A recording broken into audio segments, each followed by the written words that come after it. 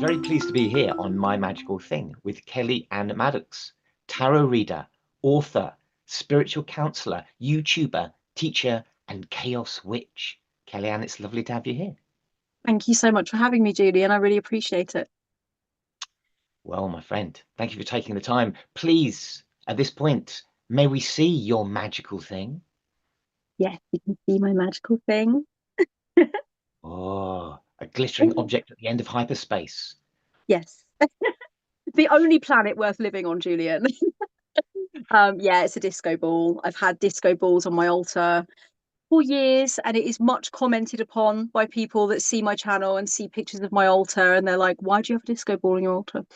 Um, but I have pretty much always had them on there, big ones, small ones, colourful ones, whatever. And at first, I think it just looks like a nod to hedonism and absurdity because I am a chaos witch. And, maybe might represent, joy and memories and colours and light and ideas and, experiences. And it does represent all of those things. And I do like the fact that, it has a steady axis, but it has all of these different panels that kind of refract their light everywhere. So I think the steady axis is my ethos and myself, and then the little panels of light are the many, many, many paradigms that I like to dance through. But there is actually a much deeper reason why I have disco balls on my altar and why I love them so much. And it's to do with something very specific and personal that happened to me over a number of years, that in the end happened to represent probably the deepest form of alchemy that I've ever been able to take myself through. And so every time I look at a disco ball, yes, I am reminded of like all the dancing I've done and the festivals I've been to and the hedonistic experiences I've had and the sort of the framework of ecstatic dance and somatic experiences, etc. But there's also something else. So many, many moons ago in my late teens in 2004, I foolishly decided to go snowboarding, Julian. It was very silly. I decided to try some snowboarding lessons with my partner at the time. And I was actually alarmingly good because I'm only 5 foot tall, so I have a very low center of gravity, which I hear very much helps in these kinds of sports.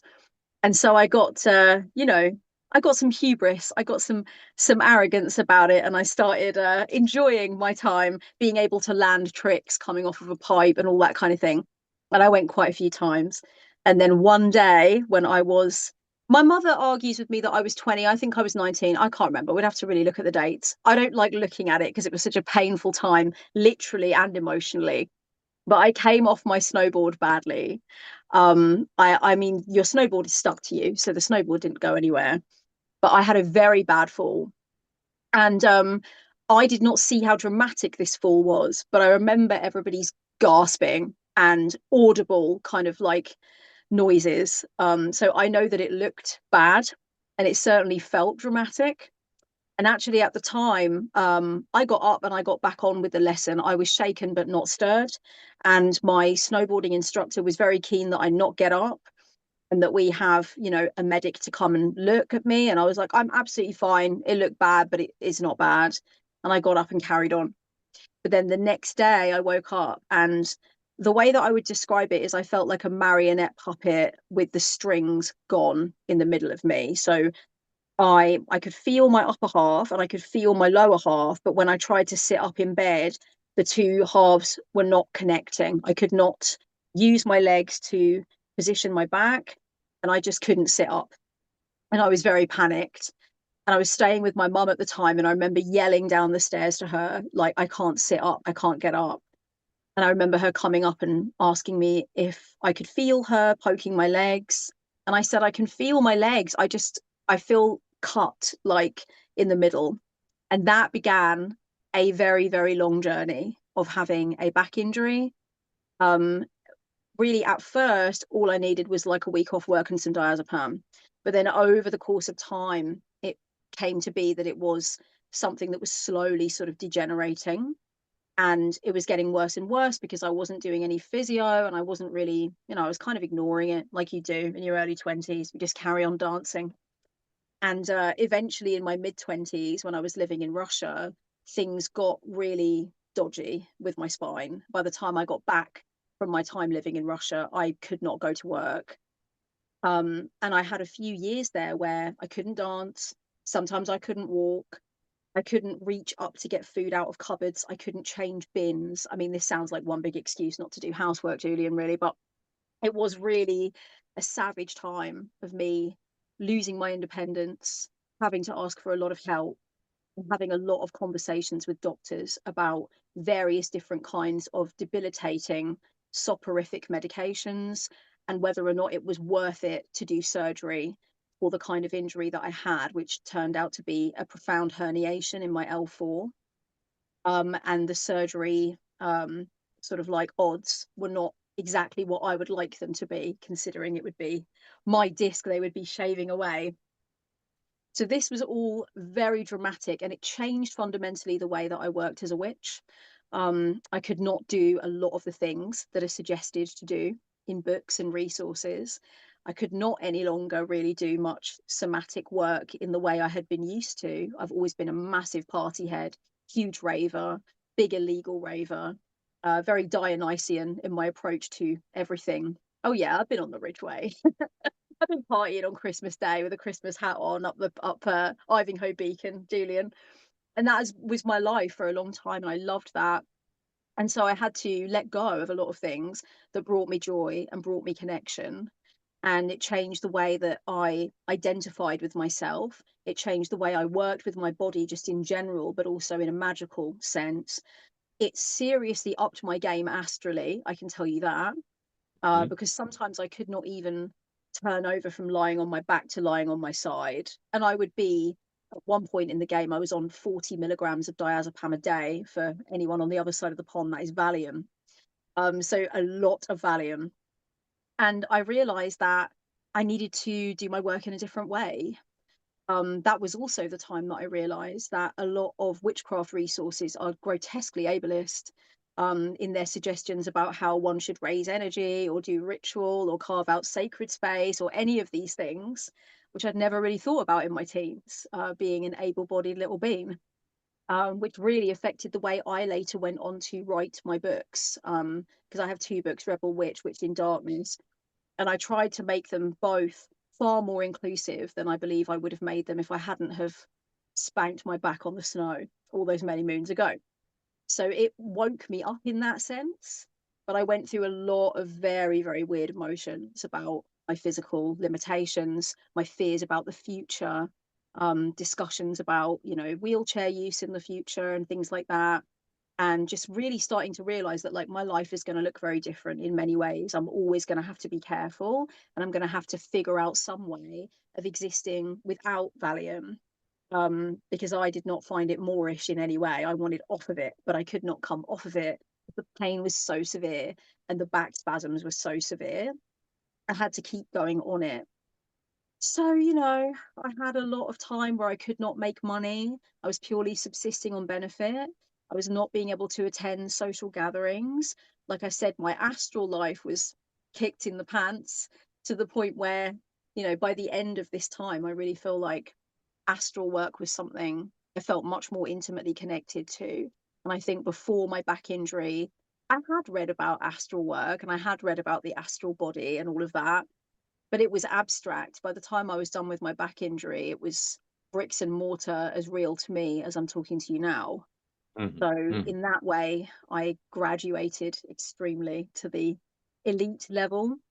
Um, and so I ended up coming back to health through a few years back there of deciding I don't want surgery. I don't want to be on medication forever. So I need to figure out other ways of doing this. And amongst the tools that I used were magical strategies. Mostly the magical strategies were to help me to erase my fear of movement, because I had a very honest doctor who told me that he also had a back injury when he was around my age. And he said, honestly, they will keep putting you on medications because they have a duty of care to you and you are in pain. But what you really need to do is to be brave enough to reduce the level of medication in your bloodstream and start moving. Even if you have a back spasm, even if it hurts, you've just got to keep moving because your core is weak. Your core is weak from years of just meds and lying down and them telling you to keep lying down. But honestly, the secret is to get brave, really brave. And I was like, I only have one toolkit for being that brave, and it's witching, it's glamour, it's deity work, all of that stuff. It's trying to figure out how I can channel that bravery into me and download it to be able to move again and not be afraid. And so for me, the disco ball is a representation of that time at the age of 30. I'm 40 now, full disclosure, where I actually danced again for the first time in like 5 years. So through the whole of my mid to late 20s, I was like, that's it for me. I'm not going to be able to dance ever again. I'll have to grieve that. Um, there's a really famous Martha Graham quote, the choreographer. She said, every dancer dies twice. The first death is when they stop dancing, and that is the more painful. And I agree with that. I have felt that. I grieved that. And I shed so many tears. It was like a friend died. And so to come back to dancing and to be able to experience the somatic and the ecstatic of that, but also to be able to use dance again for excitatory gnosis was really big. To be able to use it as a form of sacred defiance and to think of it as a form of physical skin shedding was huge. And so when I'm dancing, I'm not just dancing, I'm doing something very specific. I'm leaning into the knowledge of the particular kind of alchemy that I took myself through. And that is why I'm not a big talker when I'm dancing. When I'm dancing, I'm just dancing. And it made me realize as well that anything is possible with magic. Magic is so powerful. It can have a big sort of like strong bicep developing sort of nature to it, and change has to have a material basis. So I didn't use magic to make my problems go away. I used magic to help me push through my problems and own my situation. But it worked. And so when I look at the disco ball, I'm not just thinking, oh, jolly little chaos witch, and it's a funny little thing to have on your altar. It's also like, this is a symbol of something I took myself through. I got to the other side of, I claimed it, I owned it for myself.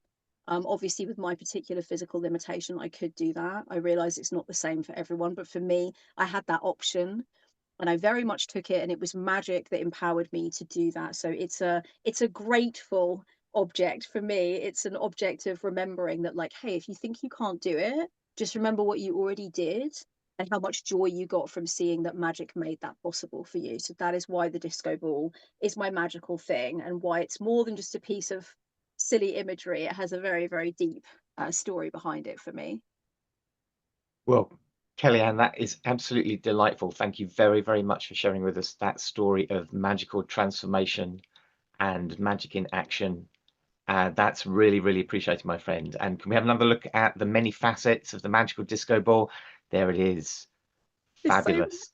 it's magic just on its Fabulous. own. You didn't need the story, really. Look how perfect it Ah, is. no, we definitely needed the story. We definitely needed the story. Thank you, Julian. That's amazing, my friend. Thank you so much. Thank you so much for having All me. right. All right. Cheerio. Bye-bye.